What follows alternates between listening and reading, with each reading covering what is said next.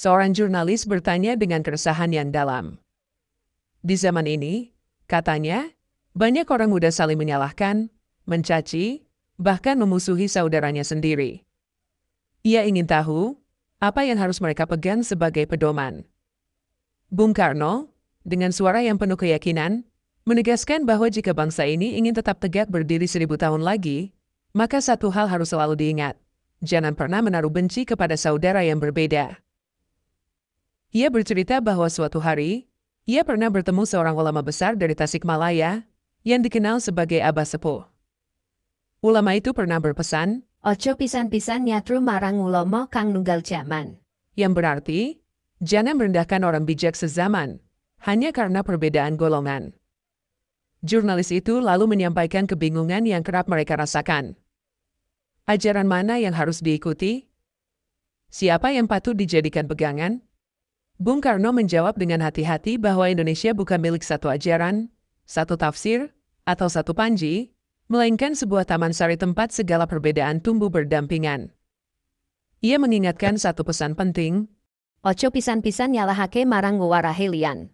yang artinya, jangan menyalahkan ajaran orang lain, selama mereka juga mencintai Indonesia. Ketika ditanya soal perpecahan yang muncul dari sikap merasa paling benar dalam mendidik umat, Bung Karno menilai itu sebagai penyakit bangsa yang harus segera diobati. Ia mengutip pesan bijak lainnya, Ojo pisan-pisan analiti marang muriding liyan. sebuah peringatan agar tak merasa suci sendiri dan merasa paling tahu soal mendidik rakyat, sebab sebelum menilai orang lain, seseorang perlu melihat ke dalam hatinya sendiri, apakah sudah bersih dan cukup rendah hati. Jurnalis itu pun mengaku bahwa kadang ada keinginan untuk menyerah, karena terlalu banyak luka dan penghinaan yang dialami dalam perjuangan. Bung Karno menatapnya dengan penuh pengertian. Ia mengingatkan bahwa pengorbanan sejati justru diuji saat luka dan fitnah datang bertubi-tubi.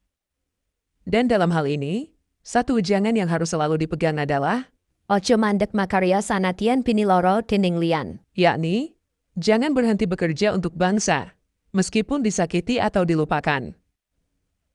Dan ketika jurnalis itu bertanya soal mereka yang membenci dan mencaci, Bung Karno menyampaikan pesan yang paling menggugah, peluklah mereka. Sebab, katanya, Kudu tresno asih marang wong kang ora seneng marang siro. menyayangi mereka yang membenci, bukanlah kelemahan, tapi justru kekuatan besar yang mampu menyatukan bangsa. Bukan kekerasan yang menyatukan negeri ini, tapi kasih sayang yang menembus sekat. Pada akhirnya, Bung Karno menutup pesannya dengan satu kalimat penuntun. Persatuan bukan soal seragam pikiran, tapi kemampuan mencintai dalam perbedaan. Barang siapa mampu memeluk mereka yang tak sepakat, ia telah melangkah lebih dekat menuju kemerdekaan yang sejati.